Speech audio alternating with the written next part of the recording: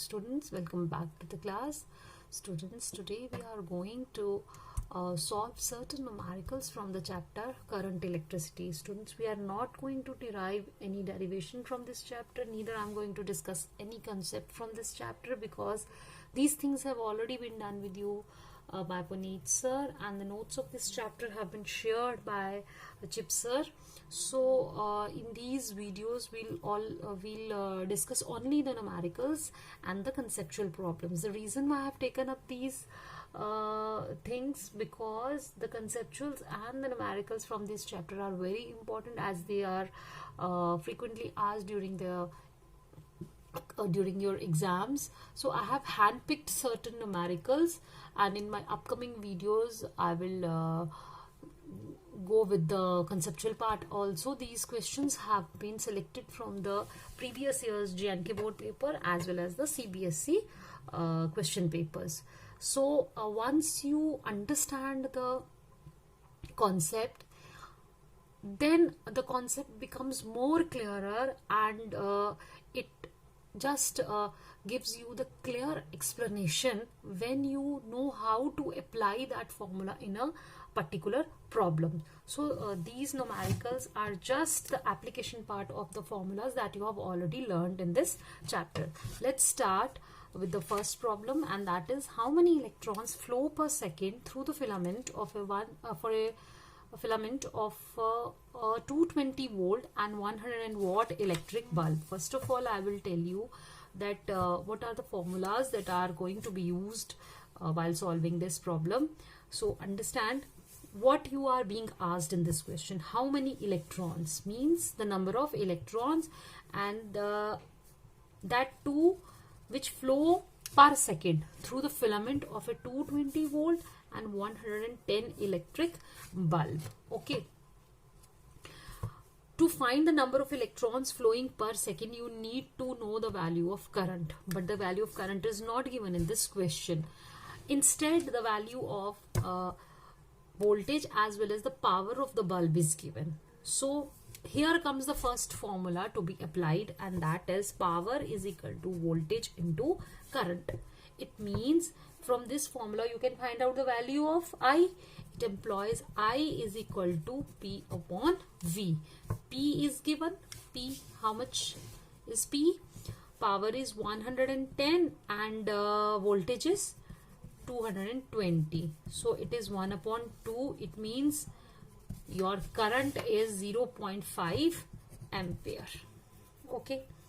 This is the first thing which you have to do, because to find the number of electrons you have to know the value of, you need to know the value of current, but current is not given directly, but the parameters are given from which you can derive the value of current. Now the value of current is known.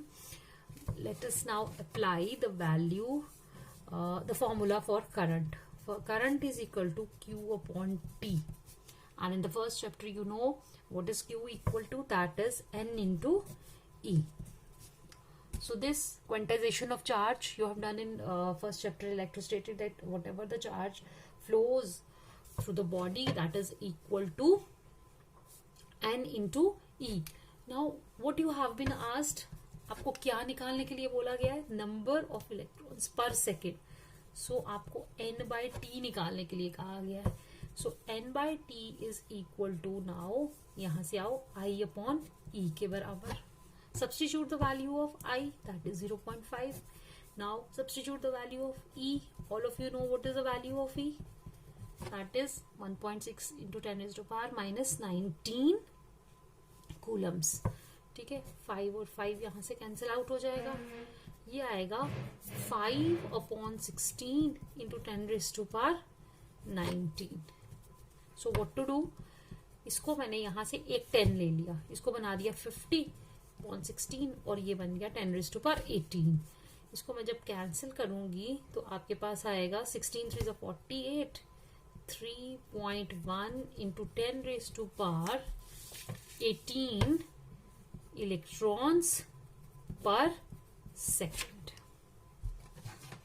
Question was very simple, but you must know how to apply the formulas and find out the value which is asked. ठीक है, तो कोई इसमें tough नहीं था.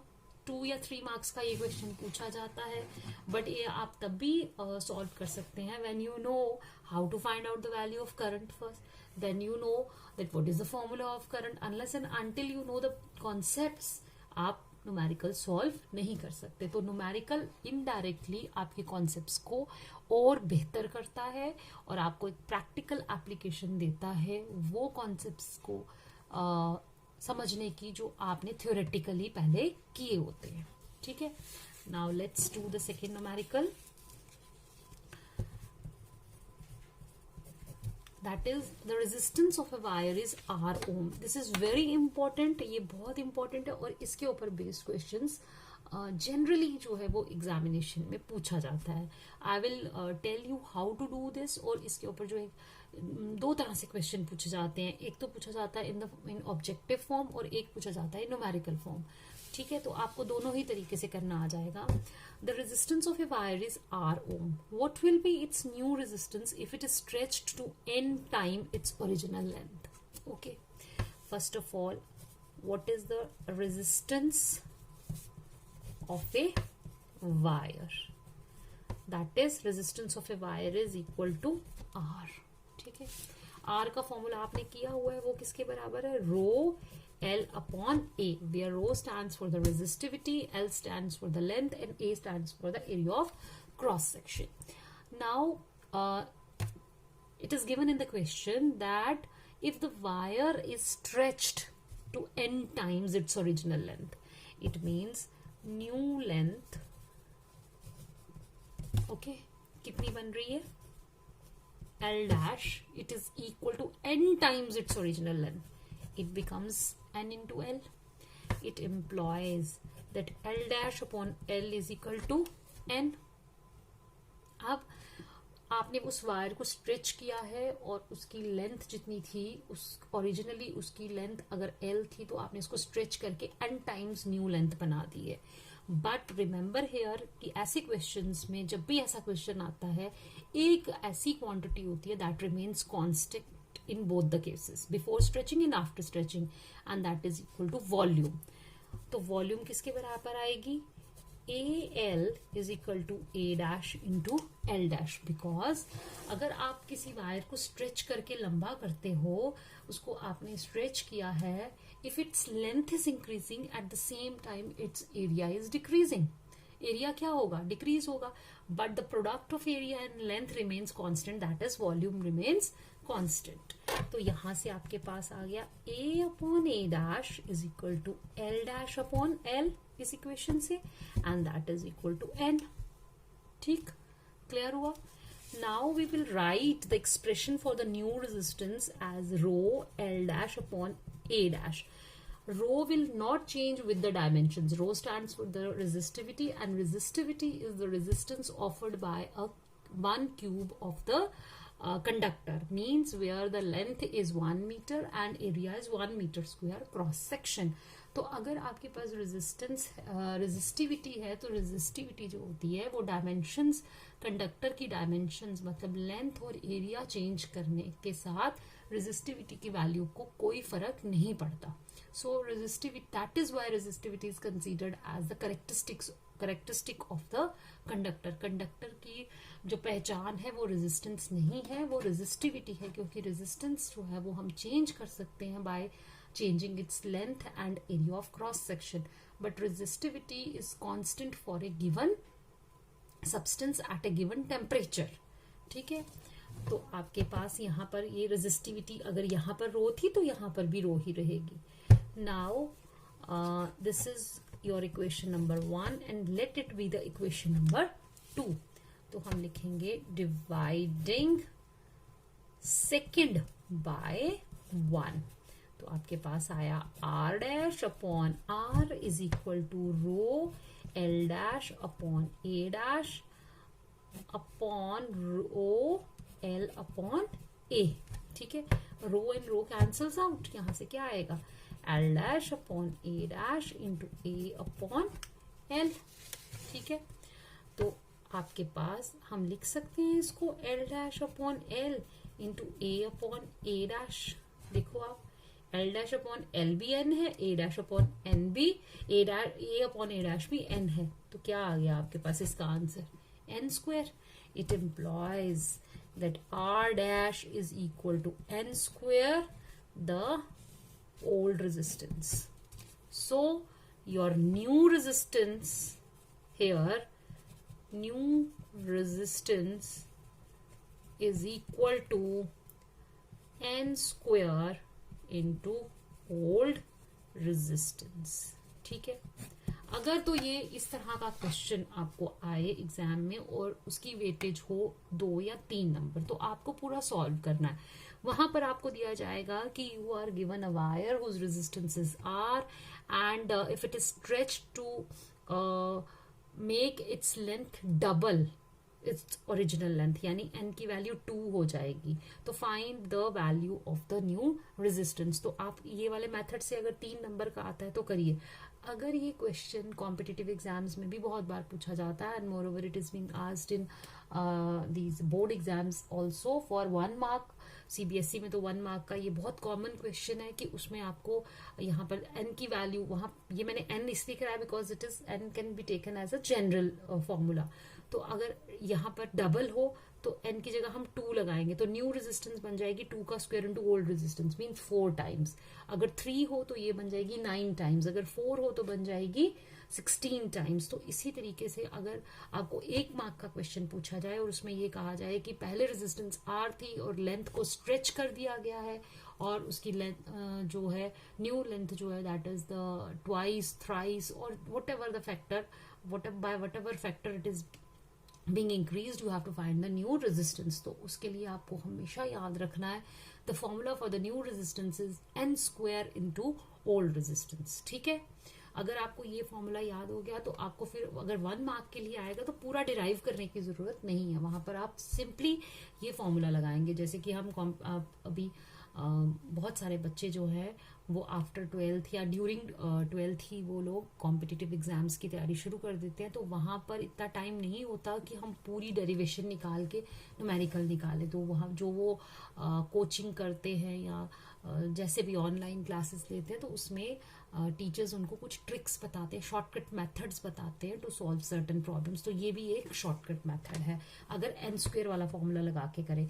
और अगर आपको 3 मार्क्स के लिए पूछा जाए तो आपने पूरा इसको सॉल्व करना है। ओके, नाउ एक और तरह से ये क्वेश्चन पूछा जाता है जिसमें the question is asked like this: a cylindrical wire is stretched to increase its length by 10%। अब उसको डबल या ट्रिपल ऐसा करके नहीं है क्वेश्चन, उसको 10% इंक्रीज किया जाता है। ठीक है, तो इसका मतलब है a cylindrical wire is stretched to increase its length by 10%।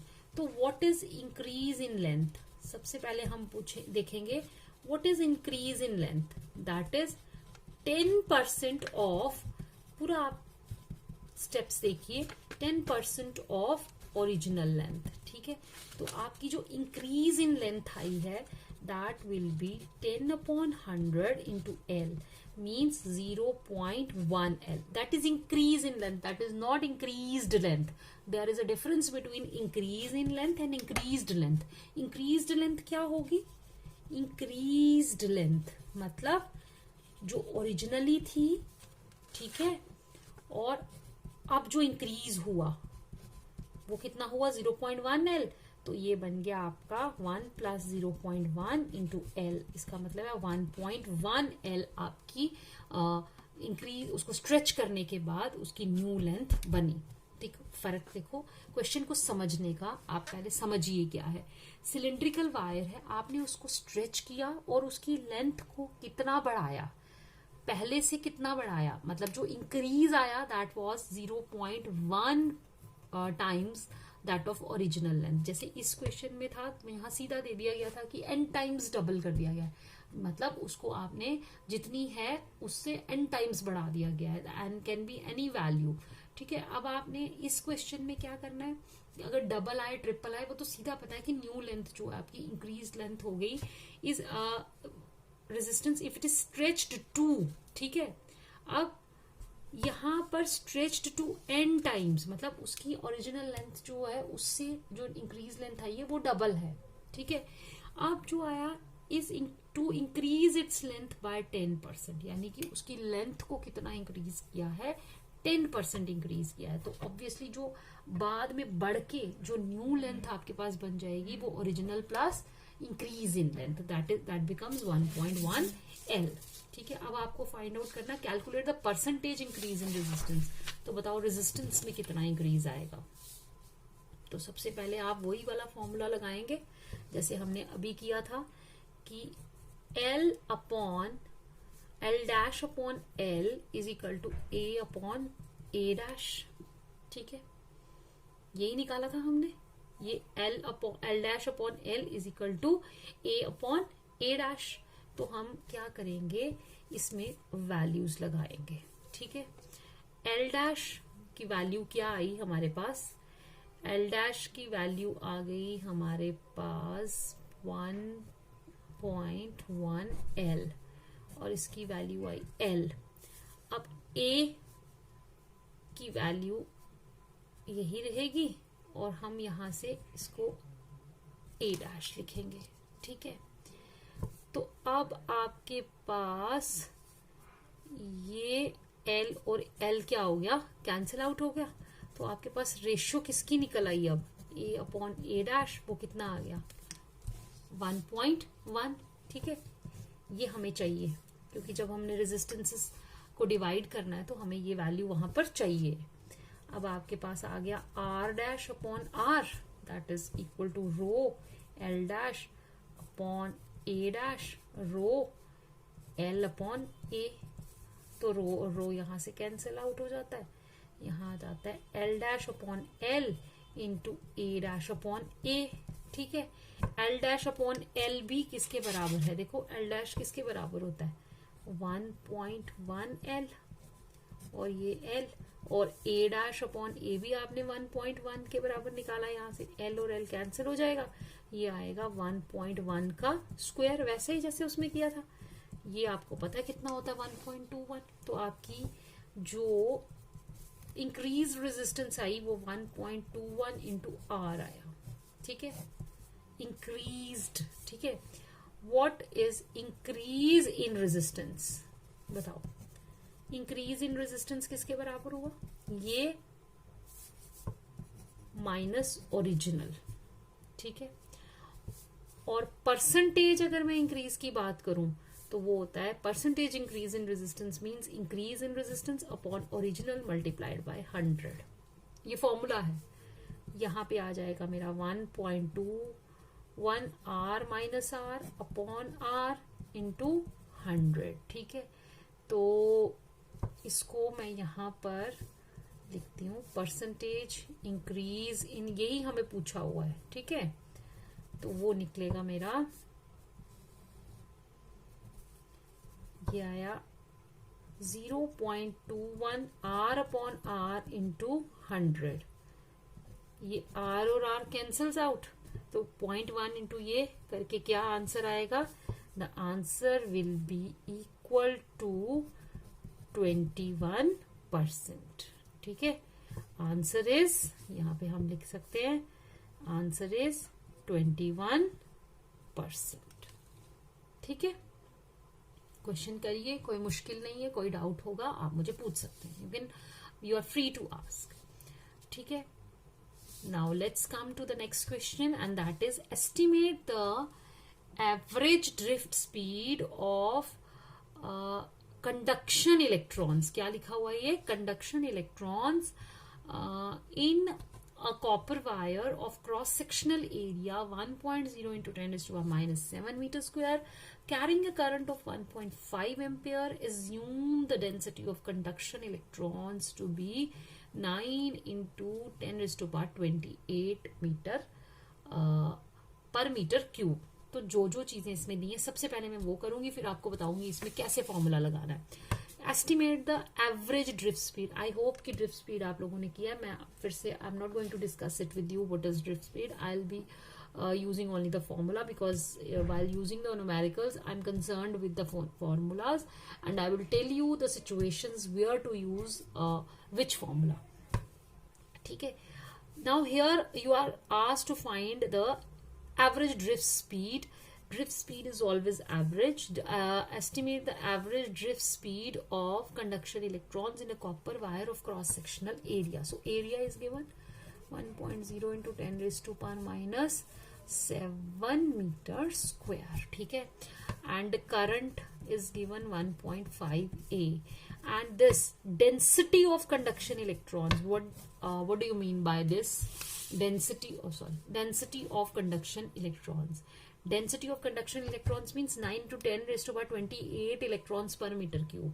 So these are the number of electrons, याद रखिए, per unit वॉल्यूम. और यही हमारे फॉर्मूले में n का मतलब होता है, and that is equal to 9 into 10 raise to power 28 पर मीटर क्यूब.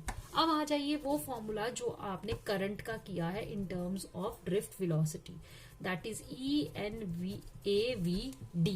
यहाँ पर E stands for the charge on an electron, N stands, यही N number of electrons per unit volume, A stands for the area of cross section and VD stands for the drift speed. तो यहां से मेरे पास drift speed का formula निकल गया I/ENA. तो याद रखिए यहां पर ये जो आपके इलेक्ट्रॉन्स आए वही ये n की वैल्यू है. तो आपका ये आ गया 1.5, ये आया हमारा 1.6 इंटू 10 की पावर माइनस 19, 9 इंटू 10 की पावर 28, और एरिया की भी वैल्यू दी है. ठीक है. जब आप इसको सॉल्व करेंगे ये और ये कैंसल्स आउट. ठीक है. ये आ गया 15 अपॉन 16 इंटू 9, और 10 की पावर्स में ऊपर ले जाऊंगी. ये आ गया 19 और ये 8, 28 में से 19 माइनस किए 8 में से 28 में से 19 किए 9, सॉरी 9 में से 7 किए 2, नीचे आ गया 10 की पावर 2, ऊपर चला गया 10 की पावर माइनस 2. ठीक है. अब ये मेरा ऐसे, तो ये आ गया 3 और ये आ गया 5. तो मेरे पास आ गया, मैं इसमें क्या करूंगी, 0 से मल्टीप्लाई, 10 से मल्टीप्लाई, 10 से डिवाइड. मल्टीप्लाई किया तो आया 15 अपॉन 16 इंटू 3, और डिवाइड किया तो यहां बन गया 10 की पावर माइनस 3. ठीक है. इसको मैंने अगर मैं 16 से करूं तो ये मेरा बनता है शायद 3.48 है ना, 3.1 आई थिंक. ठीक है. 3.1 एंड 3.1 डिवाइडेड बाय 3, ये बनेगा हमारा 1.0 into 10 raise to power minus 3. तो इसको मैं लिख सकती हूँ 10 into 10 raise to power minus 4 metre पर सेकेंड, क्योंकि हमारी ड्रिफ्ट स्पीड जो है वो approximately of the order of 10 raise to power minus 4 metre पर सेकेंड आती है. इसलिए मुझे इसको इसमें कन्वर्ट करना है. अगर आप 1 यहां तक भी रखोगे वो भी ठीक है, बट अगर ये कर दोगे तो it will look better. I hope it is clear. Now let's come to the next question. That is, a conductor of length L is connected to DC source of potential V. If the length of the conductor is tripled by stretching it, keeping V constant, explain how do the following factors vary in the conductor. So this is very important question, क्योंकि इसमें बहुत सारे concepts जो है वो आपके clear हो जाएंगे. ठीक है. सबसे पहले उसने कहा है conductor of length L is connected to DC source of potential V. If the length of the conductor is tripled. ठीक है. देखो, length of the conductor is tripled means इसका मतलब क्या हुआ, L डैश जो है वो 3L के बराबर आया. ठीक है. V is constant, V is equal to constant. बताओ, सबसे पहले हम करेंगे how the drift velocity, drift speed of the electrons is going to change. Number 1, तो ड्रिफ्ट स्पीड बताओ मुझे ड्रिफ्ट स्पीड का फॉर्मूला क्या होता है? इसकी मैग्नीट्यूड का फॉर्मूला दिया जाता है E upon M into tau. E is constant, M is constant, tau the average relaxation time is constant. E का अगर आपने को याद हो, आपने E का एक फॉर्मूला पढ़ा था V upon L in electrostatics. ठीक है, electric field is equal to potential gradient V by L. तो आपका E अपॉन M यहाँ पे आ गया V और upon L into tau.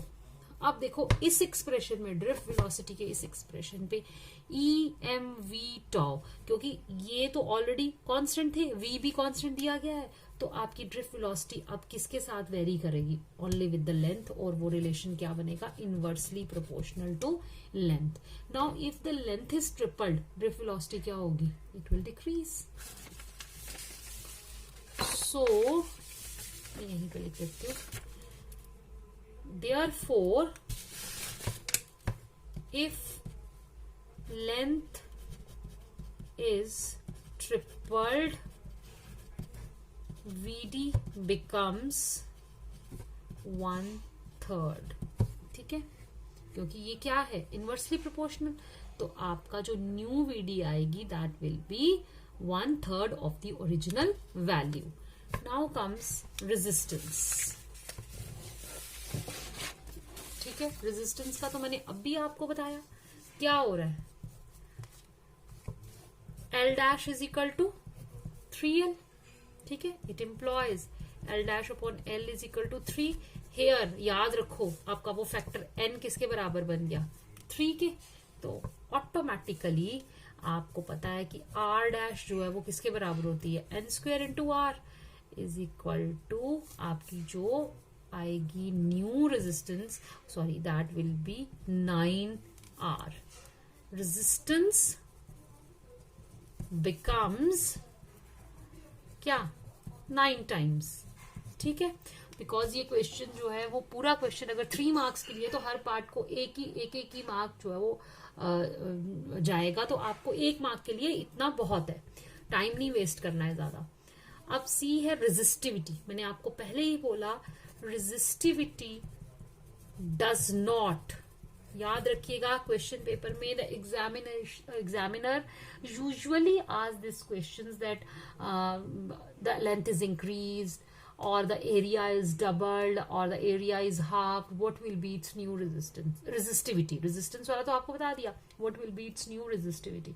So वो जो dimensions change की जाती हैं that is just to divert you, that is just to confuse you, because dimensions change करने से रेजिस्टिविटी की वैल्यू को कोई फर्क नहीं पड़ता. Resistivity does not change with change in dimensions. So whatever change, कुछ भी change, unless and until क्या चीजें change ना हो, unless and until the temperature changes or the material changes, because resistivity depends only on the temperature and the nature of the material. अगर material same रहेगा at a given temperature, the resistivity will remain same whatever dimensions of the conductor are given. ठीक है, does not change with change in dimensions. So resistivity याद रखिएगा, ये 1 mark question बहुत बार आता है. पिछले साल भी शायद पहला ही क्वेश्चन था ये ऑब्जेक्टिव का कि if the length is doubled what will be the change, what will be the so वहां पे दिया हुआ था the original resistivity is rho and now if the length is doubled what will be the value of its new resistivity. ठीक है, तो resistivity remains constant. ये question पहला, अगर आप लास्ट ईयर का क्वेश्चन पेपर उठा के देखिए तो इसी साल जो 2020 में जो क्लास 12th का फिजिक्स का पेपर हुआ था उसमें पहला ऑब्जेक्टिव ही यही था रेजिस्टिविटी का. तो उसमें रेजिस्टिविटी की वैल्यू चेंज नहीं होती है. Now let's come to the 6th question. A wire of resistance is gradually stretched to double its original length. तो आप देखोगे ये वाली चीजें कितनी बार यूज हो रही है. It is then cut into 2 equal parts. These parts are then connected in parallel across 3 volts battery and the current drawn from the find the current drawn from the battery. तो सबसे पहले तो आपके पास आ जाएगा कि length is okay doubled. इसका मतलब है L dash is equal to 2L. It implies here N is equal to 2. तो आपका R dash जो है वो बन जाएगा N square into R, that is 4 times the original value R. तो आपको ओरिजिनल दी हुई है कितनी 15. तो आपकी न्यू रेजिस्टेंस देखो, बिना कुछ किया आपका फटाफट निकल गया कि न्यू रेजिस्टेंस कितनी बन गई 60 ohms. It is then cut into 2 equal parts. ठीक है, each part has resistance equal to 30 ohms. Because आपने 60 ओम के 2 टुकड़े किए हैं, तो resistance is proportional to length. तो हाफ किया आपने, 2 टुकड़े किए हैं, तो रेजिस्टेंस भी हाफ हो जाएगी. तो each part has resistance equal to 30 ohm after cutting it into 2 equal parts. ठीक है. Now equivalent resistance in parallel, RP लिखो, that is equal to 1 upon R1 plus 1 upon R2. तो आपके पास क्या आया 1 upon 30 plus 1 upon 30, that is 2 upon 30, that is 1 upon 15. Therefore RP किसके बराबर आया, again it is 15 ohms. ठीक है, equivalent resistance निकल गई. Now V is given 3 volts. तो करंट इज इक्वल टू किसके बराबर है, करंट किसके बराबर आती है, देखो ना यहाँ पर V is equal to IR. तो current is equal to V upon R. तो आपके पास 3 अपॉन 15. तो बताओ ये क्या आएगा, 1 अपॉन 5, दैट इज 0.2 एम्पियर. आसान था, लेकिन तभी जब आप, बहुत सिंपल है, लेकिन जब आपको पूरा सिस्टम पता हो, पूरे कॉन्सेप्ट पता हो, तो बहुत जल्दी ये निकल जाता है. इसमें ज्यादा इधर उधर देखने की जरूरत नहीं होती है. Now we will do 2 numericals based on the temperature coefficient. ठीक है, टेम्परेचर कोफिशिएंट के लिए सबसे पहले मैं आपको बताऊंगी कि इसमें फॉर्मूला क्या यूज होता है. That is if there are 2 resistances given at the 2 temperatures. Let us say R1 is the resistance at T1 and R2 is the resistance at temperature T2 and alpha be the it is resistivity. Sorry, इस question में resistivity है ρ1 and मैं ρ2 लिखूंगी. Coefficient of resistivity, then देखो आप क्या आएगा, ρ2 minus ρ1 is equal to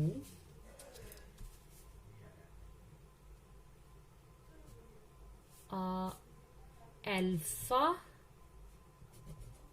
delta T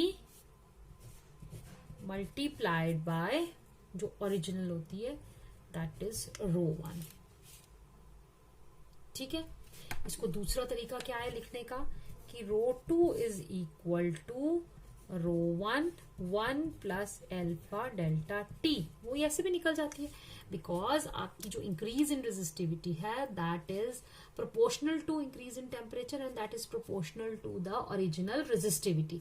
तो जब हम वो प्रोपोर्शनलिटी का साइन हटाते हैं तो एक कांस्टेंट इंट्रोड्यूस करते हैं जिसको कहते हैं कोफिशिएंट ऑफ रेजिस्टिविटी, उसको बोलते हैं हम अल्फा. तो दैट इज बिकॉज ये जो आपका ये आया ना, मैं यहाँ पे थोड़ा सा आपको आइडिया देती हूँ. Increase in resistivity is directly proportional to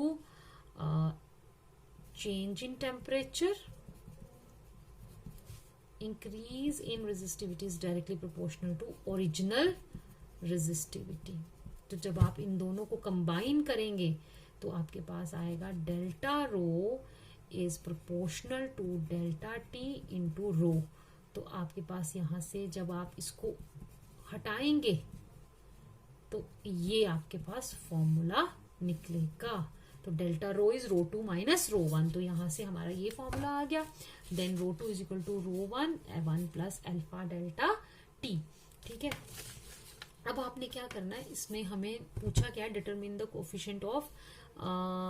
coefficient of resistivity of silver. आपको 2.1 दिया है, 20 मतलब एक टेम्परेचर पर दिया है 27.5 और 100 सेंटीग्रेड पे दिया है आपको 2.7 ओम्स. ठीक है, तो हम क्या करेंगे, ये वाली इक्वेशन यूज करेंगे.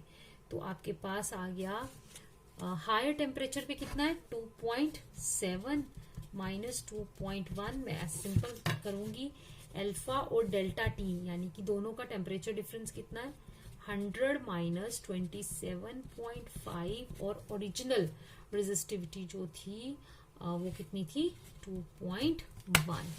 ठीक है, तो यहां से आपके पास आ जाएगा 0.6 इज इक्वल टू अल्फा, ये हमारा शायद 72.5 निकलेगा. ठीक है ना, 27 अगर 27 होता तो हाँ ठीक है, इंटू 2.1. इट इम्प्लॉयज मुझे अल्फा की वैल्यू निकालनी है.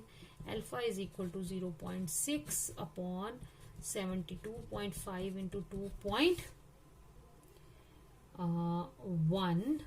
ठीक है, तो जब आप इसको सॉल्व करेंगे आई थिंक इट इज 0.00394. ये मैंने वैल्यू पहले से देखी हुई है, क्योंकि आप लोग कैलकुलेटर यूज करके कर सकते हो पर डिग्री सेंटीग्रेड. तो जब आप इसको सॉल्व करोगे ये आएगा 394 इंटू 10⁻⁵ पर डिग्री सेंटीग्रेड. और अगर मैंने इसको 39.4 लिखा तो ये मेरा -4 पर डिग्री सेंटीग्रेड. ठीक है, 39.4 into 10⁻⁴ degree centigrade. I hope it is clear. अब हम करेंगे एक और question and that is resistance of a platinum wire of platinum resistance thermometer. एक प्लैटिनम रेजिस्टेंस थर्मोमीटर होता है, उसकी रेजिस्टेंस दी गई है हमें आइस पॉइंट पर. All of you know what is ice point temperature, that is at 0 degree centigrade resistance यानी R0 इज 5 ओम. ठीक है, and eight steam point at 100 degree centigrade means R100 is given 5.39 ohms. ठीक, अब कहता है कि जब वही thermometer is inserted in a hot bath यानी जिसका टेम्परेचर हमें नहीं पता है, the resistance of the platinum wire is given 5.795.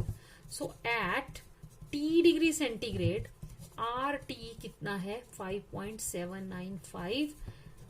ठीक है, हमें क्या निकालना है, हमें निकालना है T की वैल्यू निकालनी है. तो हम पहले वो इक्वेशन यूज करेंगे इन दो टेम्परेचर्स पर, फिर वही इक्वेशन यूज करेंगे RT और 0 पे. मतलब अब हमारे पास 3 टेम्परेचर्स हैं, हम लोग ये रखेंगे फिक्स्ड. पहले इक्वेशन R100 और R0 के बीच, फिर इक्वेशन RT और R0 के बीच. कैसे, हम लिखेंगे R100 minus R0 is equal to R0 1 plus alpha delta T. ये तो हमें इक्वेशन पता है. ठीक है, तो R100 कितना था 5.39 minus 5 is equal to 5 1 plus alpha और डेल्टा टी कितना आया 100 माइनस 0.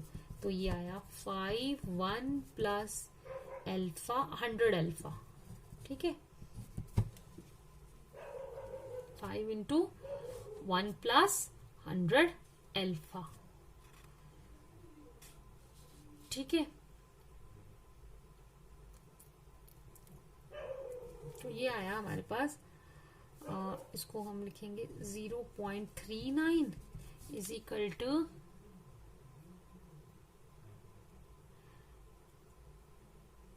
ये वाला जो फॉर्मूला मैंने लिखा RT माइनस इसमें ये 1 नहीं आएगा ना, this is RT minus this is equal to, यहाँ देखो ये आएगा R0 अल्फा डेल्टा टी. ठीक है, तो ये हमारा यहाँ पर आ जाएगा दैट इज ये आएगा R0 कितना था 5 इंटू एल्फा इंटू 100. ओके, तो यहाँ पे आ जाएगा 500 एल्फा, क्योंकि मैं वो जो ये वाला फॉर्मूला लिख गई आर टी इक्वल टू, मैंने are T minus R0 already यहाँ लिखा है तो 2 बार नहीं करना है इसको. अब आया R T minus R0 is equal to R0 alpha delta T. अब बताओ ये आर टी कितना है 5.795 minus 5 is equal to 5 into alpha. अब जो मेरा टेम्परेचर आया है वो आया T माइनस 0. ठीक है, तो यहां से ये आ जाएगा मेरा 5 alpha into 5 alpha into T. ठीक है, और ये वैल्यू आई मेरी 0.795. तो एक इक्वेशन मेरे पास ये बन गई और एक इक्वेशन बन गई हमारे पास ये. अब हम डिवाइड करेंगे. This is second and this is 1. Dividing second by 1, तो आपके पास आ गया 0.79 upon 0.39 is equal to 5 alpha T upon 500 alpha. तो अल्फा और अल्फा ये आ गया आपके पास क्या 100. इट एम्प्लॉयज, हमें टी ही तो निकालना है. T is equal to 0.79 upon 0.39 multiplied by 100. ठीक है, इसको अगर मैं ये 39 से अप्रोक्सीमेटली काटू तो ये मेरा 2 के बराबर आता है. तो मेरा अप्रोक्सीमेट टेम्परेचर जो आएगा दैट इज 200 डिग्री सेंटीग्रेड. ठीक है, तो देखो मैंने क्या किया यहाँ पे हमने आर टी माइनस R0 वाला फॉर्मूला लगाया. वहां पर जैसे मैंने इसमें यूज किया था 2 फॉर्मूले होते हैं हमारे पास. एक होता है जिसमें हम दोनों टेम्परेचर्स का डिफरेंस, दोनों रेजिस्टिविटी या रेजिस्टेंस का डिफरेंस लेते हैं, that is equal to alpha delta T into rho 1. और एक जब हम उसको इंडिविजुअली लिखते हैं तो फिर ये इक्वेशन मॉडिफाई करके ये बन जाती है. ठीक है, तो कंफ्यूज नहीं होना. Now comes last question. A wire of resistance 4 ohm is used to wind a coil of radius 7 centimeter. The wire has a diameter of 1.4 millimeter and the specific resistance of its material is 2 into 10 is to power minus 7 ohm meter. Find the number of turns of the turns in the coil. ठीक है, resistance दिया है कितना 4 ohm. अच्छा, radius दिया है आपको 7 centimetre. ठीक है, इसको अगर मैं चेंज करूंगी तो ये आ जाएगा मेरे पास 0.07 metre. And the specific resistance यानी कि रो दी गई है मुझे 2 into 10 raise to power minus 7 ohm metre. ठीक है, और क्या दिया गया है, एरिया दिया गया है मुझे 1.4 millimetre. diameter, sorry, it is used. The wire has a diameter of this. मैंने रेडियस कहाँ से लिखा फिर. अच्छा, कॉइल का रेडियस है. This is the radius of the coil, and the wire has a diameter. Wire का जो डायमीटर है मतलब एरिया ऑफ क्रॉस सेक्शन बनाना ना उससे, तो डायमीटर डी हम लिखेंगे.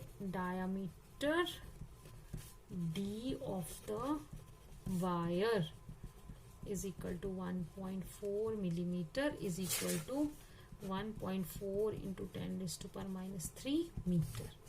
अब आपको क्या निकालना, find the number of turns in the coil. सबसे पहले तो आपको पता है कि आपने क्या किया है, रेडियस 7 सेंटीमीटर वो जो वायर है उसको उसमें कॉइल को लपेट दिया है. तो आपकी जो लेंथ आएगी, length of the coil, that will be equal to 2 pi r into n. क्योंकि पूरी लेंथ को आपने क्या किया है 2 pi r into n में आपने उसको लपेट के रख दिया है. ठीक है, and this r is the radius of, ये रेडियस किसका है जिसको आपने जो आपने कॉइल बनाई है उसका रेडियस है। तो यही n हमें फाइंड आउट करना है। अब देखो हम क्या करेंगे, हमें निकालना है फाइंड द नंबर ऑफ, और रेजिस्टेंस दे रखी है, तो रेजिस्टेंस का फॉर्मूला होता है rho L by A. Use for R you will write down 4 and it is equal to rho, देखो यहाँ पर for R you write down 4 and rho की value it is given 2 into 10 raised to power minus 7 and for L is 2 pi R into N, तो ये आ गया 2 pi और R आपने यहाँ लिखा हुआ है 0.07 into N divided by this is area। ठीक है, एरिया की जगह आप यहाँ पर एरिया के फॉर्मूले में लिखेंगे पाई आर स्क्वायर। तो रेडियस जो इसका डायमीटर दिया था ना, तो ये d था, r कितना हो जाएगा 0.7 इंटू 10⁻⁻³ मीटर। ठीक है, ये देखो ये डायमीटर था 1.4, तो रेडियस हो जाएगा 0.7। तो आप वही वैल्यू इसमें सब्स्टिट्यूट करोगे, that is pi multiply by 0.7 into 10⁻³ का स्क्वायर।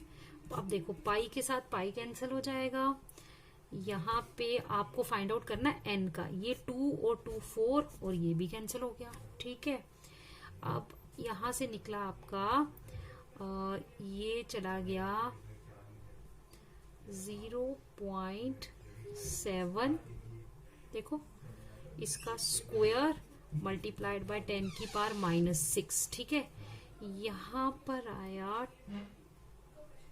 10⁻⁻7 इंटू, देखो जो जो चीजें बच गई हैं 0.07 इंटू n। ठीक है, इतना टफ नहीं है, ये थोड़ा सा ऐसे हो गया इस वजह से। अब आप इसको लिख सकते हो, यहाँ पर 7 अपॉन क्या हो जाएगा ये 10, तो यहाँ पर एक और ये आ गया 10⁻⁻8 इंटू 0। मैंने इसको इसलिए किया क्योंकि मुझे इसको 0.7 बनाना है। देखो मैंने क्या किया है, यहां से इसको 0.07 को मैंने लिख दिया 0.7 अपॉन 10, वो 10 मैं इसमें ले गई।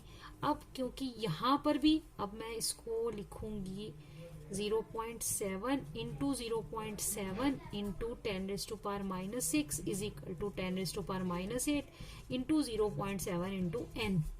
मेरा एक 0.7 और एक 0.7 कट गया, तो यहां से मेरी n की वैल्यू देखो क्या निकली, इसको काटो यहां से, देखो n की वैल्यू मैं यहां लिखती हूँ। I am going to write the value for n here. n किसके बराबर आया, n is equal to 0.7 into 10⁻⁻6 upon 10⁻⁻8। Clear, ये हो जाएगा -6 और ये +8, तो ये आया 0.7 into 100, that will be equal to 70। तो मेरा आंसर आया n इक्वल टू 70। ये इतना आपको इसलिए लग रहा है थोड़ा स्कैटर्ड क्योंकि मैंने इसमें छोटी छोटी वो जगह कम छोड़ी थी, अदरवाइज इट्स वेरी सिंपल। आपको रेजिस्टेंस दी है, रेडियस दिया है, उसको आपने कन्वर्ट किया। ये रेडियस कॉइल का है, ये डायमीटर वायर की टिप का है, वायर ऐसी होती है, ये जो टिप है इसका डायमीटर दिया हुआ है, रेडियस यहाँ से निकालेंगे, और ये जो रेडियस दिया है ये वो है जो आपने कॉइल बनाई है। ठीक है, तो इट्स नॉट वेरी डिफिकल्ट। अगर फिर भी किसी को समझ नहीं आएगा तो आप मुझे पूछ सकते हैं, बट प्लीज बच्चों ये क्वेश्चंस आप देखना, सॉल्व करना। अगर आप न्यूमेरिकल सॉल्व करोगे तो आपको ना सिर्फ बोर्ड एग्जाम्स में बल्कि अगर आपने किसी कॉम्पिटिटिव एग्जाम्स में भी आपने आगे जाके अपीयर होना है तो ये आपको उसमें भी हेल्प करेंगे। तो हम अब यहाँ पर मैंने आज के वीडियो में आपको ये क्वेश्चंस कराए हैं। अब नेक्स्ट वीडियो में हम लोग resistances in series and parallel के कुछ न्यूमेरिकल सॉल्व करेंगे। उसके बाद जो उससे नेक्स्ट वीडियो आएगा फिर हम उसमें कुछ किरचॉफ्स लॉ के करेंगे। मैं 3 या ज्यादा से ज्यादा 4 वीडियोस ही इसके ऊपर बनाऊंगी, और जो कंसेप्चुअल क्वेश्चंस होंगे वो मैं आपको सिर्फ एज अ PDF नोट्स ही सेंड करूंगी। अगर उसमें कोई डाउट आएगी तो आप मुझे आसानी से पूछ सकते हो। Thank you so much. That's all. Till my next video. Thank you. Have a nice day. Stay home. Stay safe.